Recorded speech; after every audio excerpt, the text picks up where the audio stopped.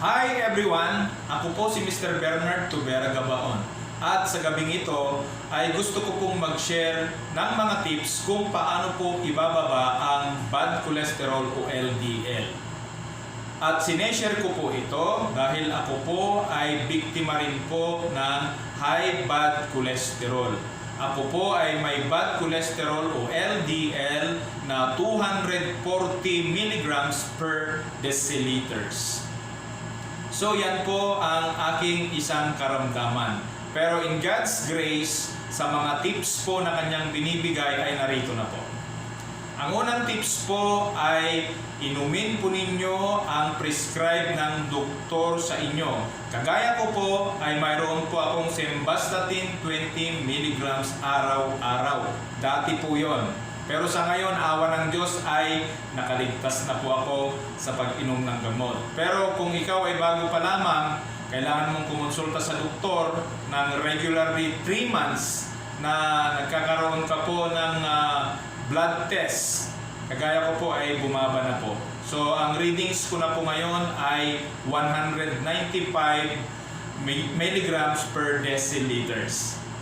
So ang unang tips po ay yun nga po, inumin po ninyo ang medisina na binigay po ng doktor na prescribe po sa inyo kung meron po kayong mataas na reading ng bad cholesterol o LDL sapagkat nakakapag-cause nga po yan ng heart attack o stroke. So yan po.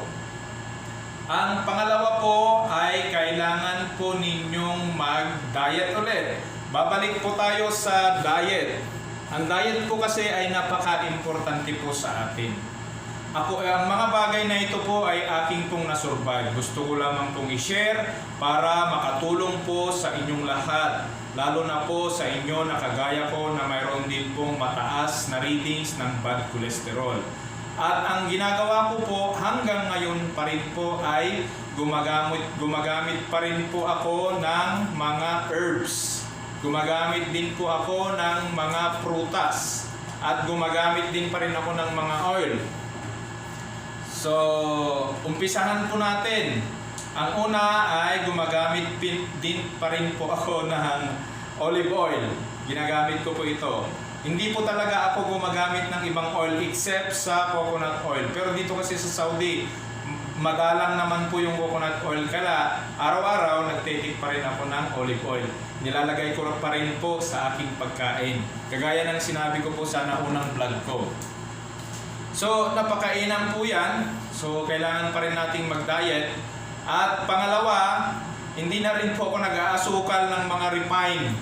Kung minsan pag may mabili po ako na yung mga brown sugar, yun po ang ginagamit ko. Pero sometimes, madalang ang ginagamit ko po ay honey. Honey po ang inilalagay ko po sa aking lemon. Yan po ang nilalagay ko po na pampababa ng aking cholesterol. Lemon po ang aking sinasabay dun sa honey. Ito po yung lemon, vitamin C, at be sure lang din po sa honey, control lang din po. Sapagkat yung honey ay considered fructose pa rin yan. So mag-ingat pa rin po. At hindi rin po nawawala yung mga oranges. Orange po ay orange. Ito po, gumagamit din pa rin po ako ng orange. Yan po, ang mga ginagamit ko. Apple. Ayan yung mga diet ko po. So, napakaganda po sa ating katawan.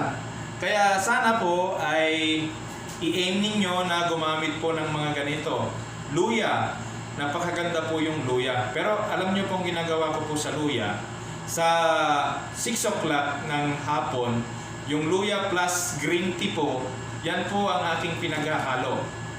Yan po. At napakaganda, hindi na lang po ang sakop nito ay hindi na lang po pagpapababa ng LDL. Nasasakop na rin po yung aking hypertension. At yun nga, nakatulong din po sa non-alcoholic fatty liver ko dati. Kasi mahigit 60 up to 70 po yung liver enzymes ko dati. At ngayon ay bumaba na lang po, nasa 36. Kaya in God's grace, maraming salamat po sa Kanya.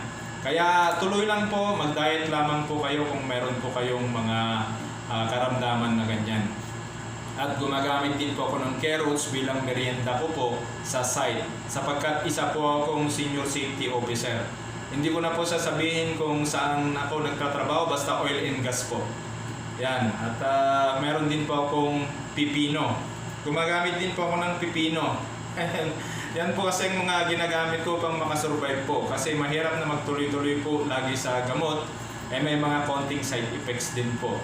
Although na napakaganda po. At ang sibuyas, hindi ko po kinakalimutan yan. At sana makatulong po sa inyo ang mga bagay na yan. Hindi po galing sa akin yan. Yan po ay advice din po ng mga doktor, yung mga may background sa medisina na aking nakilala, sa pagtatanong, dahil concerned po ako, dahil ang sama po ng pakiramdam ng mayroong bad cholesterol na mataas. Nandyan nga po minsan yung anxiety, takot kang mamatay o anuman dahil sa pamilya mo. Kaya i-goal mo, kapatid, na mapababa ang iyong bad cholesterol. At ang isa pa ay exercise. Hindi po natin wawalain ang exercise.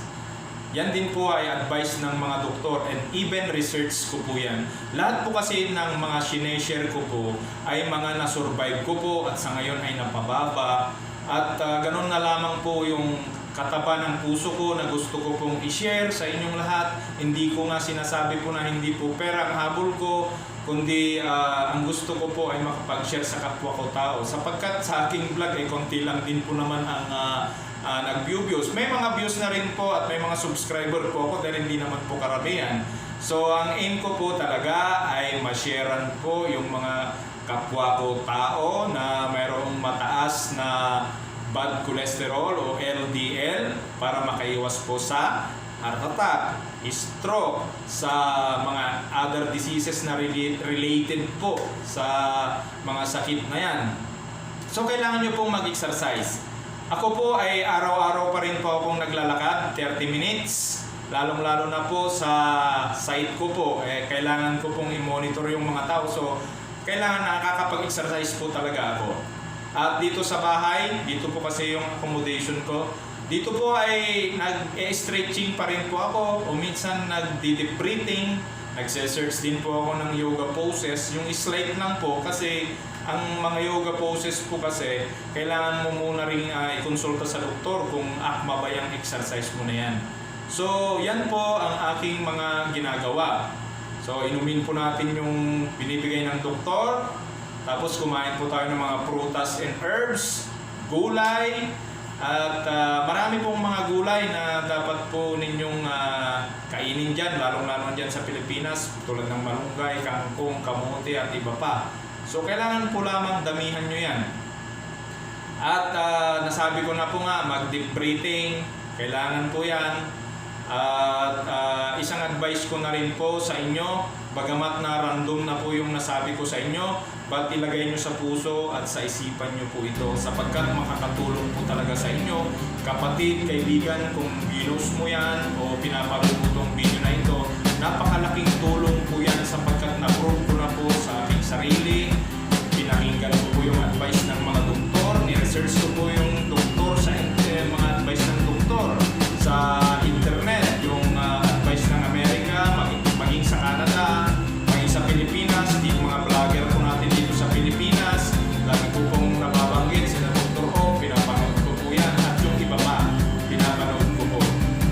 At kung ano po yung napanood ko, dati kasi 5 years na po akong ganito, ina-apply ko po sa sarili ko, isinusulat ko po yun, nag-journal po ako, sa araw na ito yung ginawa ko, ito yung inom ko, naging maganda sa buhay. Yan po ang aking ginagawa. Kaya sana kapatid, huwag kang mag-alinlangan na sundan ito o tularan ang aking sinasabi o pina-vlog sa inyo sa vlog na ito. Pag binus mo ito, sundin mo lamang po.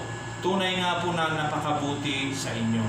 At hindi na po ako magbibigay ng maraming matagal pa na tatagal sa salita. At sana kung binubius mo ito, i-likes mo na yan, share, and subscribe. At salamat sa iyong pakikinig. God bless you.